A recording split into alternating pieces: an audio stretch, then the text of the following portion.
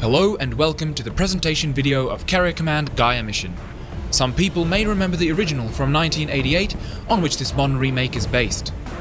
In Carrier Command, the core gameplay consists of vehicular combat, involving mostly island engagements between two fortress-like carriers striving for control, surmounting to an action game with strategy elements. As you may have noticed, the icons on the bottom of the screen indicate units I have on board the carrier. These are the VTOL-capable aircraft and the amphibious all-terrain assault vehicles, designated the Manta and the Walrus respectively. All units are controlled remotely from the bridge. The bridge itself may be seen here in the background, reinforcing the fact that you are seated in the captain's chair, viewing the battlefield on a translucent display in front of you. Your main objective is to sink the enemy carrier and seize the archipelago, consisting of 33 unique islands. Seen here, I am leading an assault on the enemy island of Fulcrum, indicated by the red coloration. Simply put, blue islands are my own, while red belong to the enemy. Zooming in, I am able to make out the geography of the island, enemy encampments and bases, as well as units of the opposition. Prior to an assault, I would equip my units as required, giving them the necessary armament to carry out their mission. I will now arm my Manta with rockets, before sending it into combat. As I mentioned before, you may approach Carrier Command as a tactical real-time strategy, as an action game, or a seamless combination of both. Here, I have deployed my walruses and given them waypoints to an enemy target location, all from the tactical map. Alternatively, I may join the action directly by taking control of a unit myself and heading into battle. Using our convenient radial menu, I may also order my other Mantas to undock and assist my own, all without the need for waypoints. Additionally to first person, Carrier Command also features a third person perspective.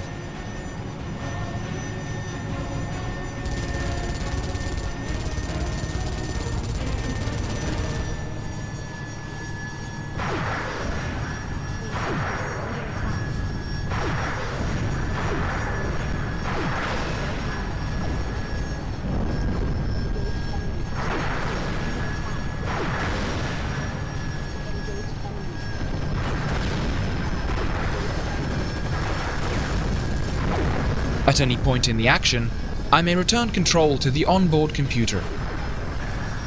Switching between units, direct control, or computer control is all done seamlessly.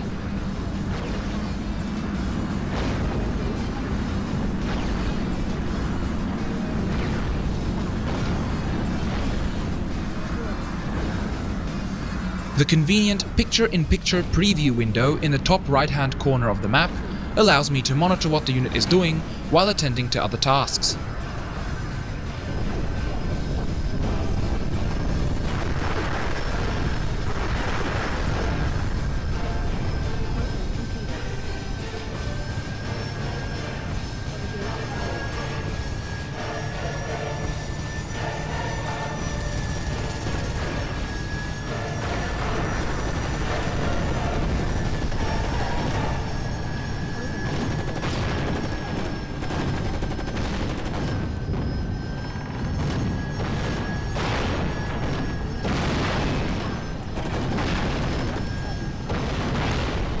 Should I lose a unit in the heat of battle, it may easily be replaced by producing a new unit in the production screen.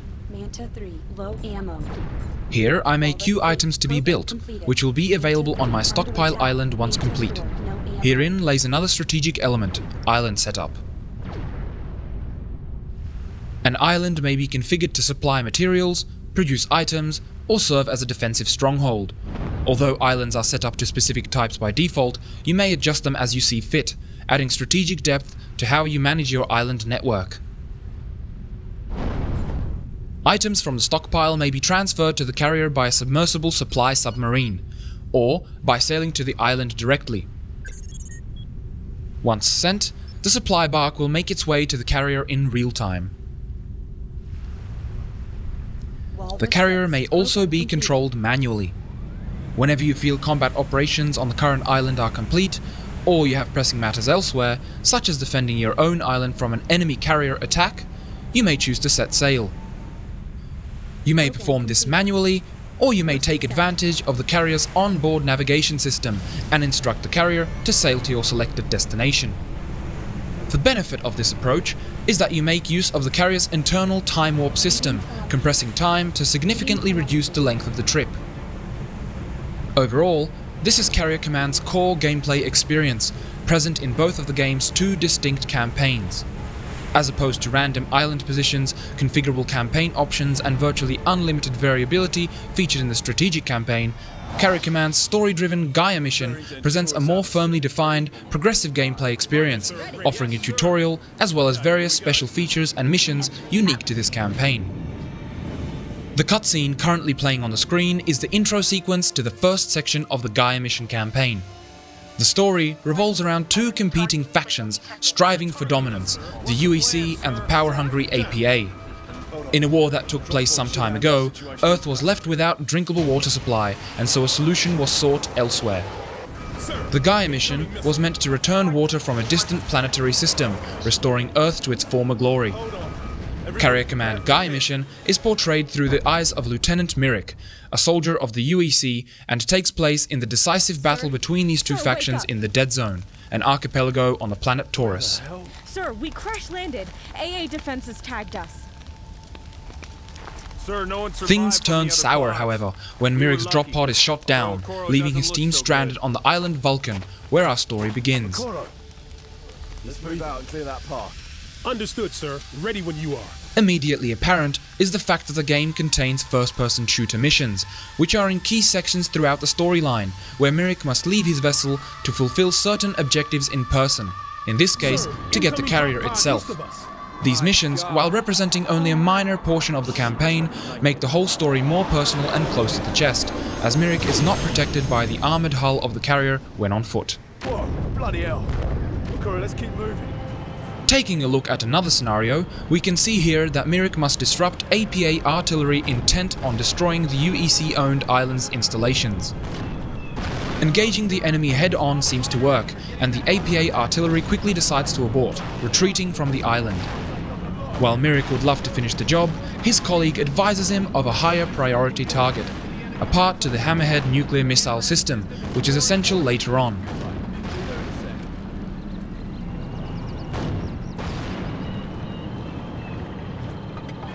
Once we arrive at the research center where the part is being stored, Myrick exits the vehicle and makes his way indoors.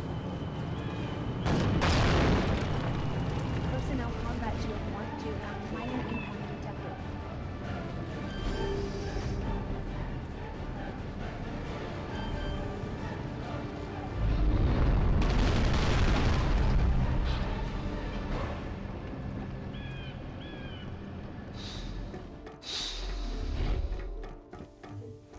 Armed with an assault rifle and grenade launcher to suit, Myrick quickly dispatches of the remaining enemy units with ease.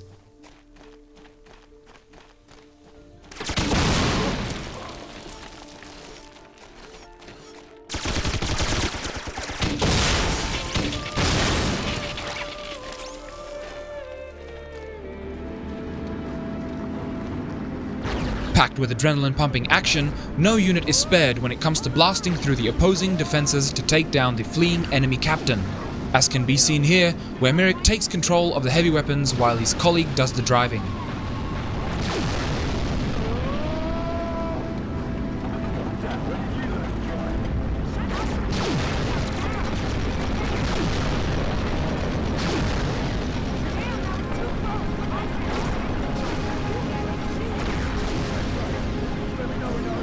Even Mother Nature makes an appearance through the powerful display of a volcanic eruption.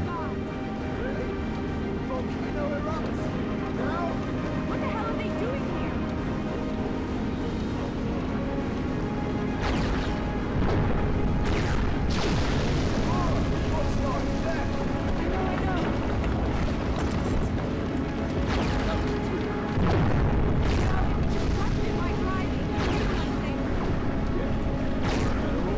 Fiery inferno or heavy rain, the chase continues in any weather conditions.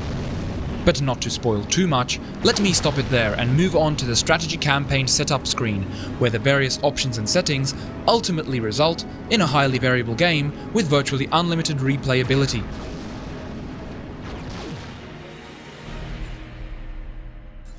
This is the strategy game setup screen, where you may configure various settings related to difficulty and also set the victory conditions. With this setup, I may be playing for an afternoon, where the enemy has practically no chance of defeating me unless I make a catastrophic mistake. Alternatively, if you're feeling more adventurous, this setup could take the rest of the month to complete, where every decision may lead to victory or defeat. We hope you enjoyed watching the Carrier Command Ghea mission presentation video.